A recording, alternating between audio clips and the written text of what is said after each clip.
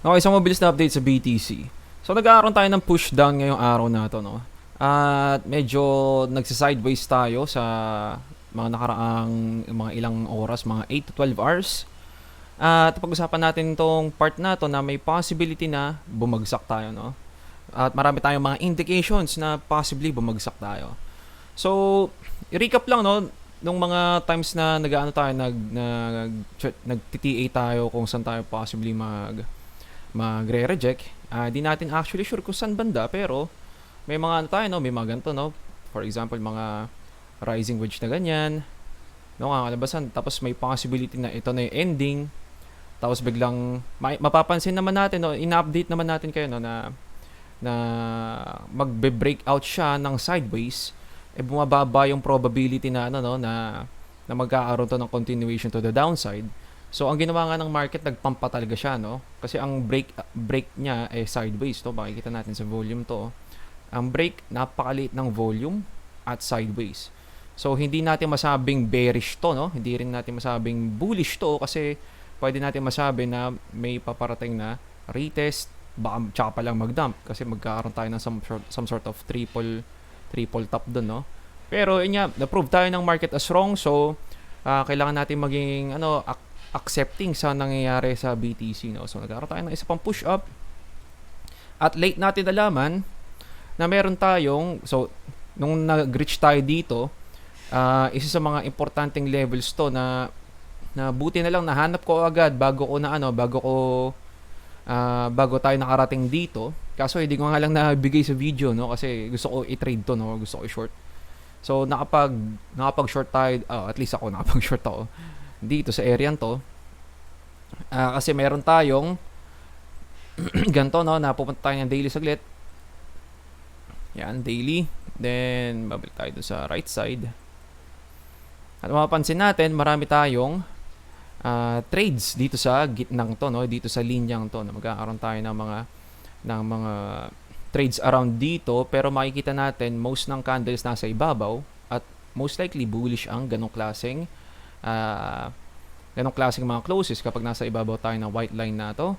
Makikita natin sa drop, nagsusupport, babounce, hanggang sa mag-breakdown, magre-reject na dito sa mga parts na to, hanggang sa mag-breakout na naman tayo at mag-breakdown na naman tayo, no?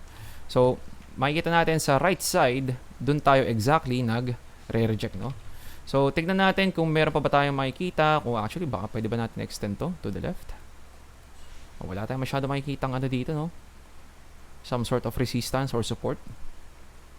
So, parang itong lugar lang na to talaga point of control of some sort para masabi natin kung saan banda nagkakaroon ng control ang bulls or bears. So, parang mid lane to, no, in MOBA games, no, kumbaga nakakalabasan kung nasa ibabaw tayo dito, bullish tayo kasi na ipupush natin ang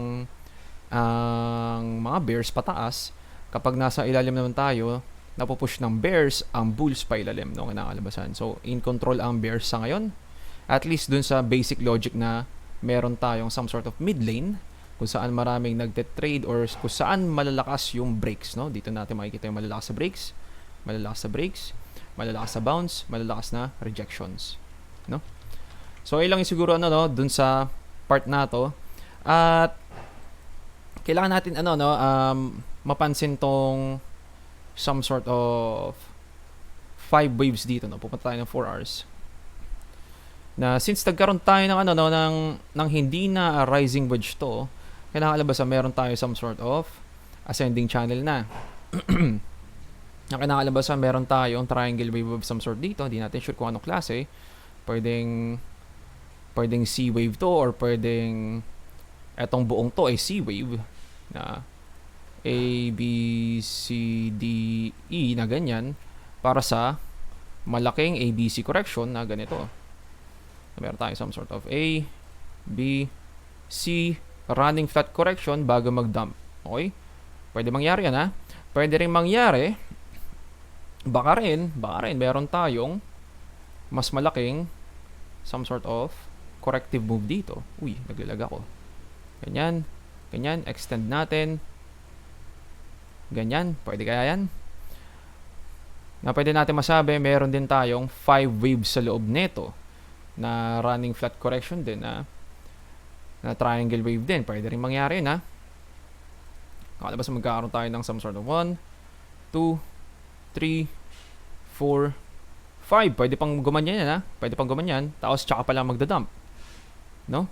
Kaso, kailangan natin bantayan to kasi medyo mahaba to. Kasi nangyayari to dito, no? For example, alisin mo natin to, no? Tsaka ito kasi masyado na magulo. Yan. Pati ito. Yan. So, for example, nangyayari yan dito sa mga part na to. Makakagawa ba tayo dito na maayos?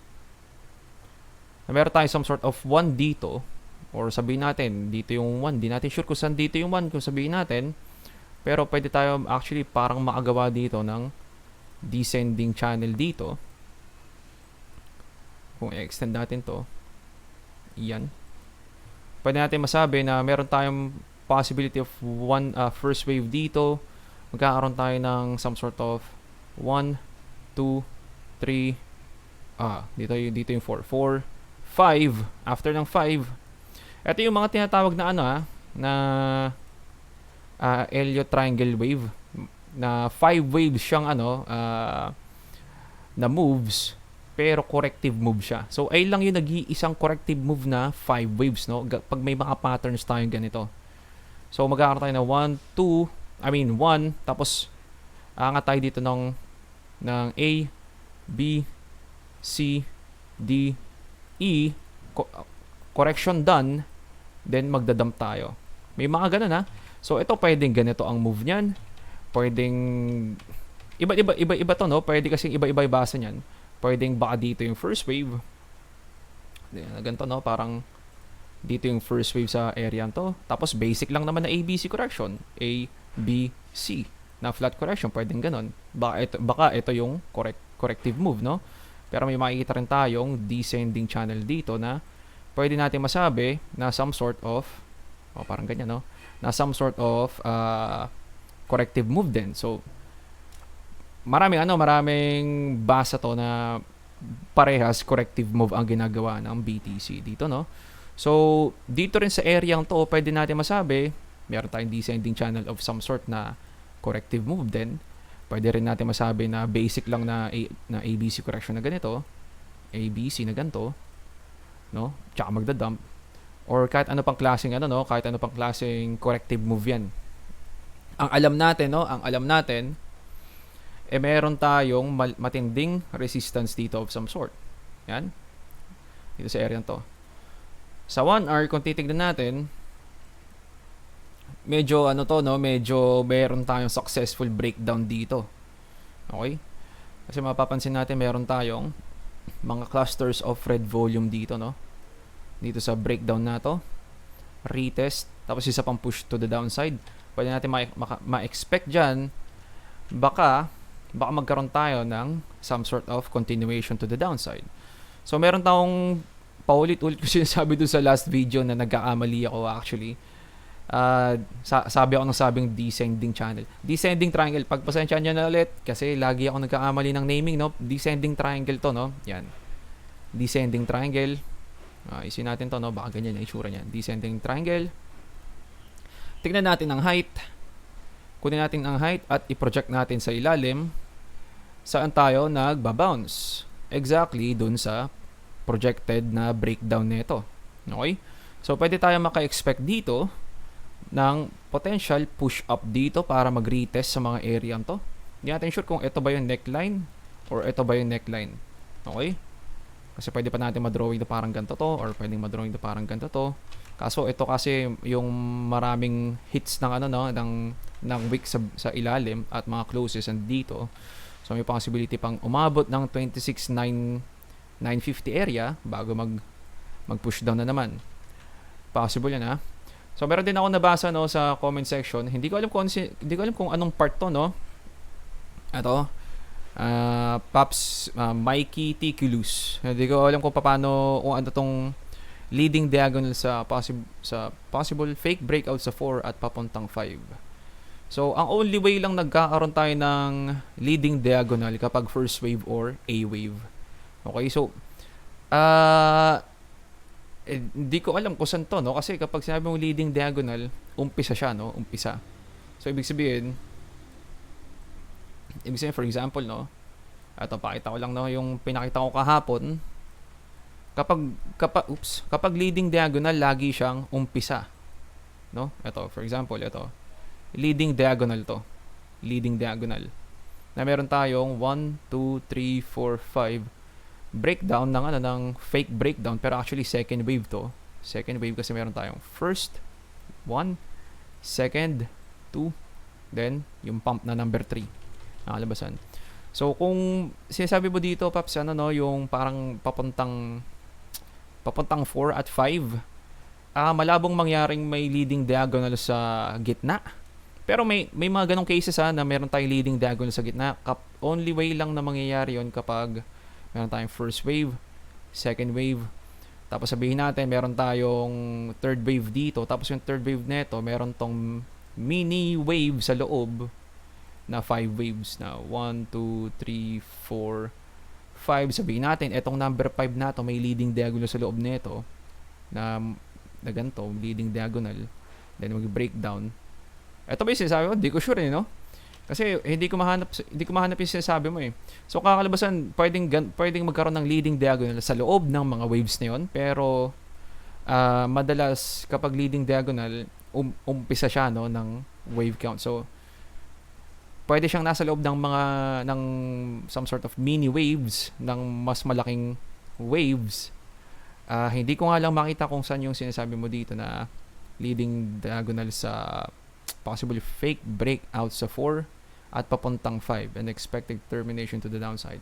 So parang ang naiisip kong sinasabi mo dito ata, no? Baka meron pang, ito yung fourth wave at may fifth wave ba dito? Pwede naman siguro, kaso ang problema dito, no, yung ito kasi, no, itong gitnang to, hindi ko pwedeng masabing to, no, hindi ko pwedeng masabing pwede bang maging lead, hindi ko alam kung pwede bang nagiging leading diagonal to, kasi kapag leading diagonal tong buong to, first wave pa lang to, kakalabasan, or hindi siya leading diagonal at ang kakalabasan, actually dapat pala leading diagonal to, no, kung C wave. So ganito yung ABC, no, A, B, C, or actually C dito mas mataas. Kaso isang problema sa mas mataas na C wave, no, bullish na dapat tayo doon. Bullish na tayo doon. Kakalabasan kasi mabe-break niya to, no. So hindi pwedeng dito lang yung C. So teka lang, nakakasunod pa ba kayo? Kasi gusto ko intindihin yung comment din kasi, no. Baka may nakikita siyang hindi natin nakikita. Baka pwede nating mahanap. So A, B, C, hindi pwedeng tawag dito leading diagonal. Ang tawag dito most likely, kung sabihin natin at meron pang higher high to dito, malabong maging leading diagonal to actually pwede pala, no, A, B, C. Hindi, C, 5 waves dapat to eh. 5 waves dapat to pagpapunta dito, no. Kaso mataas na tong ipinamp na to, no. 5 waves na to. 5 waves dapat ang ipapump para makapunta dito. Pero kapag sumobra naman tayo, bullish siya tayo doon, kakalabasan. Okay, so ang isa sa mga pinakamalalaking rason kung bakit importante itong mga levels na to, na hindi natin ma-break para magstay bearish actually, kasi kapag na-break natin tong part na to, magiging bullish na tayo agad, kakalabasan. Kasi may invalidate yung wave to the downside nito. So invalidated tong structure at pababa na itong kakalabasan, no? So hindi ko makitang may leading diagonal tayo dito, no? Hindi ko makitang may leading diagonal tayo dito unless magiging bullish tayo. Kasi ang sabi mo dito, tayo, no? Pa-price reversal after mag 5 waves kasi may 4 at 5 pa, no? Medyo malabo siguro mangyari na ganun ang gagawin, na magbe-break tayo dito. Kasi only way na magfa 5 waves tayo dito ay kailangan niya i-break to. Sa nakikita ko, no, kasi medyo mataas na to, no? Hindi naman pwede bang 1, 2, 3, hindi pwedeng third wave to. Kasi ang third wave madalas impulsive talaga ang number 3, no? at hindi siya overlapping na ganito. Overlap, ayan, nag-overlap ang mga prices. Hindi pwedeng madalas hindi pwedeng nag-overlap ang number 3. Okay? Depende yun sa sitwasyon ng na given. Sa sitwasyon natin, hindi tayo pwedeng mag-pump ng masyadong malaki para makabuo ng third wave. Kaso nakikita natin na overlapping na to, mababa na yung probability na may third wave to, no?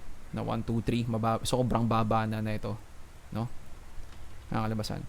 Medyo doon yung, nasa nasa, baka hindi nyo naiintindihan yung sinasabi ko kasi nasa rules ng impulse wave theory yun, no? Na kailangan madalas, impulsive move ang number 3.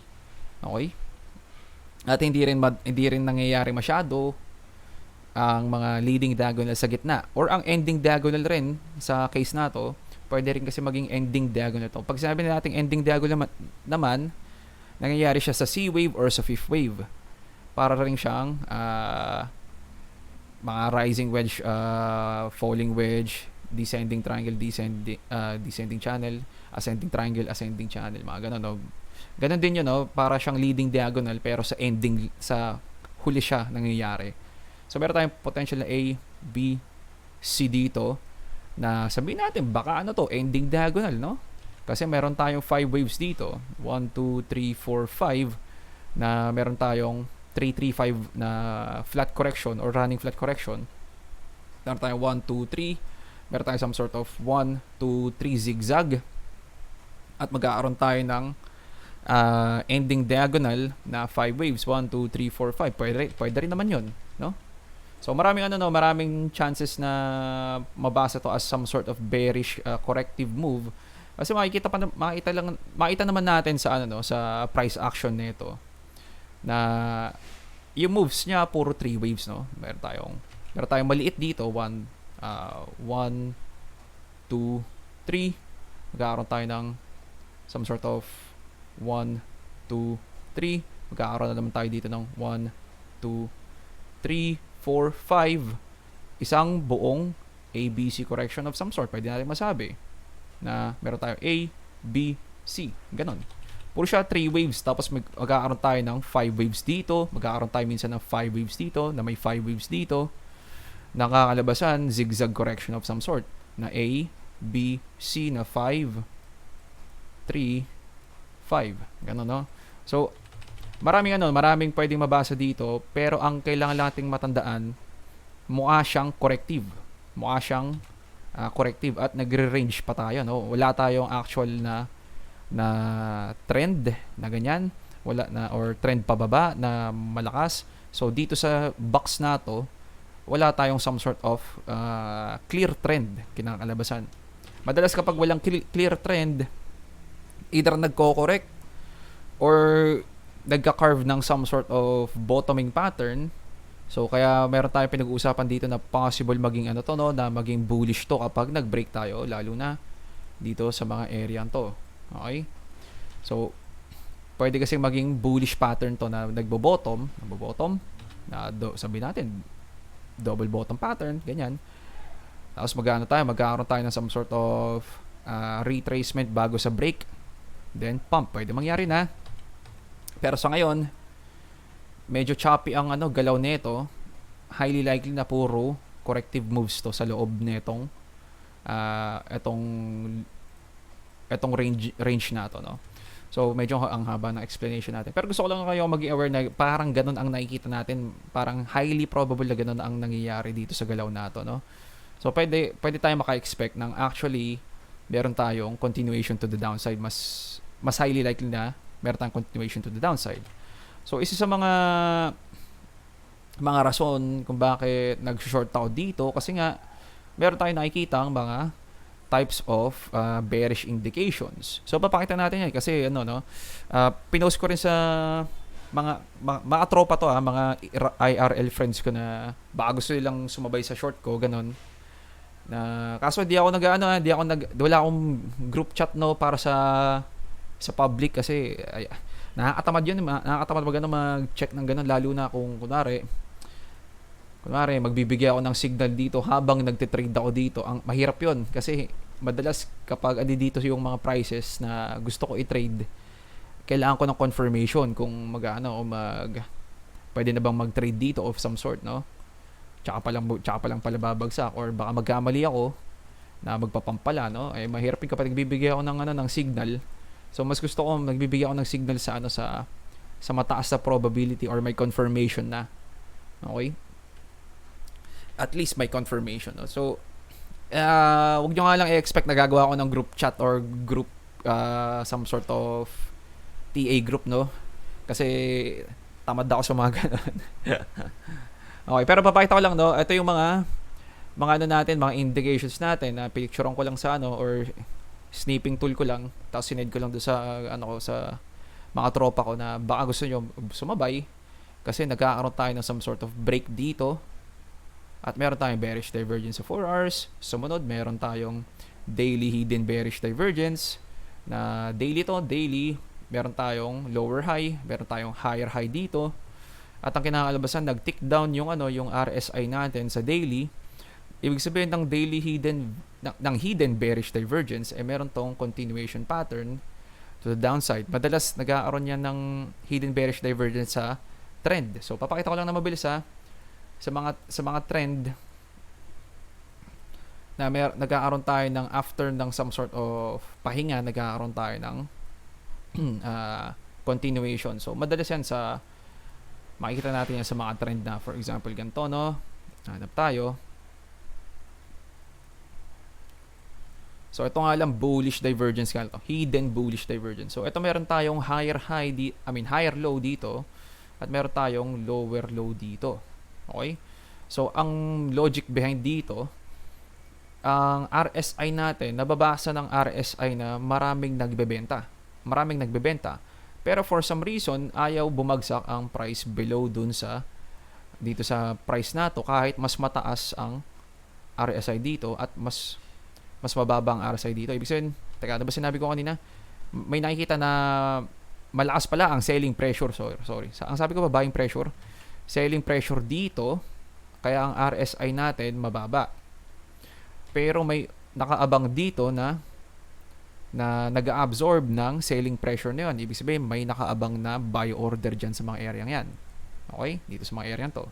Kaya hindi tayo maipabagsak. Kasi dapat kasi kapag bumabagsak ang RSI natin dito, dapat bumabagsak din ang price para sa lower lows. Pero for some reason, may nag-aabang dito na bumibili ng selling pressure dito sa RSI. So, ang meaning ng gano'n, no, na humihina or like lumalakas yung bearish pressure pero hindi bumabagsak yung price. Ibig sabihin, may nakapader na buying pressure dito. Okay? Nakapader lang pero hindi pa niya binibili agad-agad. Okay? Pader lang. So, ibig sabihin, naka-phalanx kumbaga or nakatambay lang siya dito, nakaabang lang ng naka-shield formation kumbaga, parang ganon. Nakadepensa lang. At ang kinakalabasan, after hindi maipush ng bears ang price, susuko yung bears, no? Ang kakalabasan, pwede nang umatake ng mga bulls. Kaya may continuation pattern tayo. Okay? So mapapansin din natin, dyan din makikita yung mga corrective moves. Na meron tayong 1, 2, 3, meron tayong 1, 2, 3, meron tayong some sort of 1, 2, 3, 4, 5 na ending diagonal of some sort dito. Ending diagonal na na falling wedge din, pwede natin masabi, no? Ito, basic na to, falling wedge, no? Some sort of falling wedge. No, meron tayong 5 waves. So, ganun lang rin naman yung ABCDE na Elliott Triangle Wave. Meron tayong 1, 2, 3, 4, 5, pump. No? Basic. Okay. So, ay lang, no? Ano pa ba yung mga gusto kong i-point out dito? So, meron tayong, binigay ko sa kanila to, no? Yung hidden bearish divergence sa daily. Meron din tayo sa weekly naman na may possibility of double top with, ano man tawag dito? With weekly bearish divergence. Higher high ang price pero lower high ang RSI. Ibig sabihin, nagkakaroon tayo ng selling pressure, pumapasok ang selling pressure na ipapabagsak ang RSI. Pero ang price natin dito, umaangat pa, nagra-run out of steam dito sa RSI, pero naipaangat pa ng onti pa ng mga bears, at puro wick up na lang to, puro wick up. So mapapansin natin yung kung saan marami ang selling pressure dito sa area to. Mapapansin natin sa RSI yon na ipinapabagsak ng RSI ang RSI kasi lumalakas ang selling pressure, at ang mga bulls dapat higher high din to para masabi natin na suportado ang price action. So ibig sabihin, naglalabanan ang mga bulls dito at ang bears dito, at ang kinakalabasan, nauubos na ang lakas. So ang indication ng RSI na bumabagsak, nauubos ang lakas ng bulls dito kumpara nung dito sila. Kumpara dito sa pag-push up na to, kumpara dito, nauubos ang lakas ng bulls, kaya bumababa ang RSI natin. At kapag normal divergence na ganito, reversal pattern madalas yun. Reversal pattern na. So, weekly bearish divergence, pwede natin ma-expect dito, babagsak tayo. So, ito rin, no, yung RSI natin nasa ilalim ng 50 resistance na. RSI 50 RSI pala. Excuse me. Papansin natin, pwede tayo nag-run into resistance tayo, so may highly likely na mangyari dito, babagsak tayo or magre-reject tayo para mag-continue to the downside kasi medyo nasa in control na ang mga bears dito sa area to. Okay? So marami-rami tayong tawag dito, mga indication of bearishness. So ito yung yung nakita ko lang sa YouTube na almost lahat ng ng crosses natin nagkakaroon ng movement. So for example, meron tayong bearish cross dito, nag-dump papunta dito hanggang sa magkaroon tayo ng bullish cross naman dito, bullish cross dito sa area to, nag-pump naman. Bearish cross banda dito, nag-dump. Bullish cross, nag-pump. Bearish cross, nag-dump. Nagkaroon tayo ng bullish cross, nag-pump. Nagkaroon tayo ng bearish cross, nag-dump. Bullish cross, pump. At ngayon, ang ginagawa sa ngayon, meron tayong bearish cross na humihiwalay na yung blue at yung orange ba to o red. So, mukha siyang orange na red-orange. Naghihiwalay ang blue line. Ito yung blue line na to, tsaka yung orange line na to. Naghihiwalay ng onte. At medyo significantly malaki tong hiwalay na to, no? Kasi makikita natin dito, medyo malaki tong hiwalay na to. At nagdadump tayo na malakas. Ito, hindi nyo na nga lang makita tong price dito, pero humihiwalay na yung MACD RSI natin, or MACD RSI, MACD, oscillator ba tawag dito, na sa bearish cross natin, at may possibility, bumagsak tayo. So, meron akong dinrawing na kakaibang question mark dito na hindi ako marunong mag-drawing sa mouse ko, no? So, maraming indication na meron tayong bearishness. Pero at the same time, meron tayong mga bullishness naman dito. So, for example, kung pupunta naman tayo ng weekly, meron tayong malaking some sort of bullish divergence dito. Bullish divergence. Na ganyan. Malaking type of bullish divergence din to, no? Yan. At sa MACD natin, actually dito sa MACD natin, nag-bullish cross naman tayo dito. Ang problema lang, nagbe-bearish cross na ulit tayo, ha. So, hindi meaning ng bullish cross dito ATH, no? Na reversal ATH. May other meaning to na pwedeng ang ginagawa niyang reversal reversal ng move na mula dito sa taas hanggang dito sa ilalim. Which is makikita natin nasa bandang 0.5 na tayo. Okay? Dito sa banda to, no? Kapag ganyan na ang nire-reverse niya lang yung downtrend na corrective move pataas, pwede tayo bumagsak dito, which is mas delikado. Okay?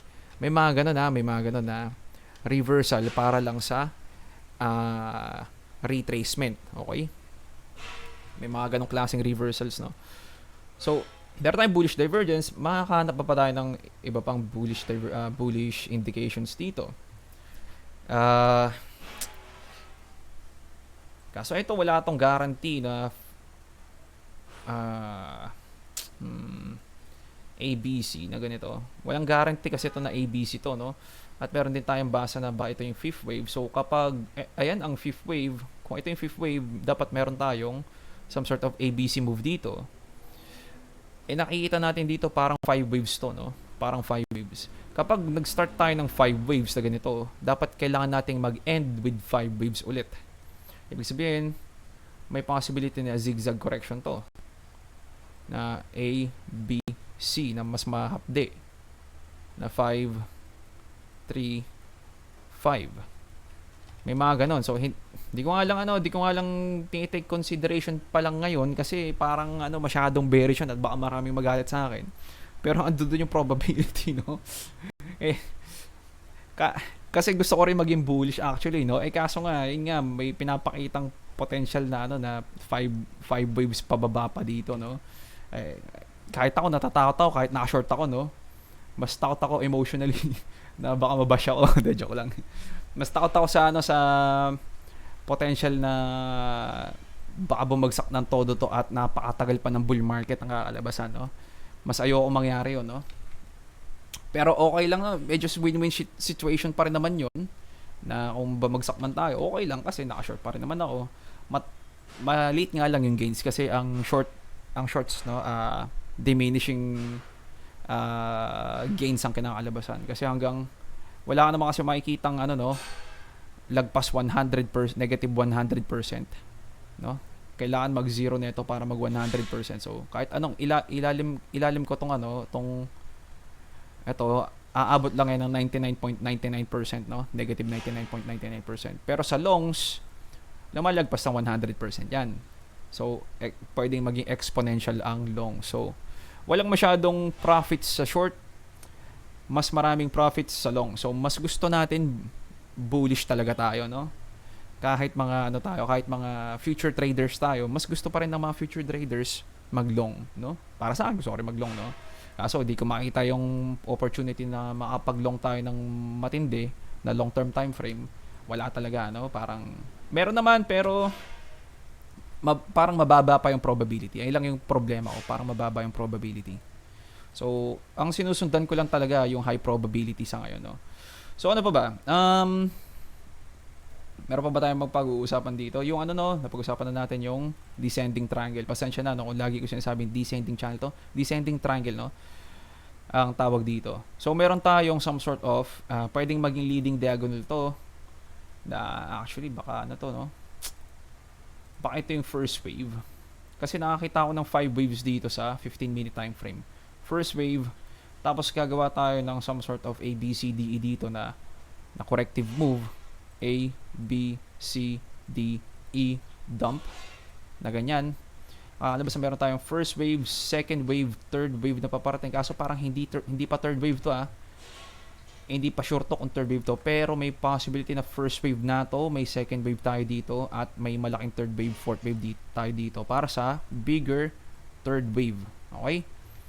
Possible lang yun, possible. Kaya gusto ko lang kayo maging aware. So ano ba itong pinag-uusapan ko dito? Parang ang dami kong linya dito na meron tayong 1, tapos biglang A, B, C, D, E. Ganon. Meron tayong ganyang klaseng correction, no? Na impulsive move 1, then corrective move. Or some sort of, tama. Pwede natin masabi meron tayong A wave, for example, or 5 waves sa loob, then corrective move. For example, ito. Meron tayong descending triangle dito. No? Descending triangle. Yan. Makikita natin, meron tayong some sort of 5 waves dito sa start ng top na to. Meron tayong some sort of 1, 2, pwede natin masabi ito yung some sort of, actually, pwede bang maging 3 to? O baka dito pa yung 3. 3, 4, 5. So, meron tong some sort of either first wave or A wave. Okay? Kung naghahanap lang tayo ng corrective move, A wave to, no? So, ine-expect natin, magkakaroon tayo ng zigzag correction. Zigzag correction, Kasi meron tayong 5 dito at meron tayo sa C wave 5 din. Meron tayong A. So, saan kaya itong B? Lalapag ko lang muna dito kasi di natin sure, no? Kasi babasahin pa natin. Tapos C wave. Okay? So, aalisin natin to para lang mas maging clear. Yan. So, meron tayong A wave dito, no? Ngayon, ang kakalabasan, magbibilang tayo ng A, B, C, D, E dito of some sort. Meron tayong A, B, C, D, E. At dito sa loob na to, so kakalabasan ang B wave natin baka hindi dito. No? Then, ang first wave natin, meron tayong first wave, second wave, o baka mas maliit na ano na naman to, no? Third wave, fourth wave, fifth wave. Zigzag correction. Ang zigzag correction, ganito itsura. A, B, C. 5, 3, 5. So, magtataka kayo, bakit 3 to? Meron kasi tayong, anong tawag dito? Some sort of pattern na descending triangle dito na triangle wave. Okay? Etong ganitong klaseng correction, pwedeng pwedeng masabi as ABC correction of some sort. Okay? Kasi pwede rin ganito ang drawing niyan. Control Z lang natin para sa bilis. Yan, pwede rin ganito ang drawing niyan, no? So sabihin natin dito ang first wave. Pwede rin natin gawin, alisin lang natin 'to, yan. Pwede rin natin gawin ganito. Meron tayong A, B, tapos some sort of C dito. Alisin natin 'tong B muna saglit, yan. Napa-tutorial tayo ng saglit. Mapapansin natin, meron tayong some sort of a running flat correction dito. Makikita natin, meron tayong 5 waves sa C. Meron tayong 1, 2, 3, 4, 5. C wave complete. Ang B wave natin, meron tayong 1, 2, 3, complete. Meron tayo dito sa A wave natin na some sort of 1, or pwedeng dito pa yung ano, no? Pwedeng dito yung 1, 2, 3. Pwedeng dito rin yung 1, 2, 3. Actually, mas maganda dito siguro 1, 2, 3.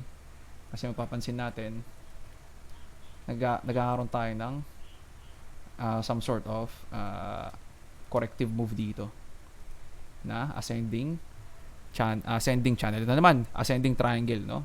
Na madalas corrective move to sa loob, no? So, pwedeng maging ABC correction yan, no? Pero dun nga, ayun yung sinasabi ko na sa mga TA natin, meron tayong mga klaseng 5 waves na pattern trading, no? Pattern trading. Meron tayong descending triangle dyan. At ito, teka, ano nga ba yung point ko? Masyadong mahaba yung ano ko, nakakalimutan ko yung point ko, no? Etong part na to, meron tayong potential na 1, tapos some sort of 1, 2, 3, 4, 5 dump dito.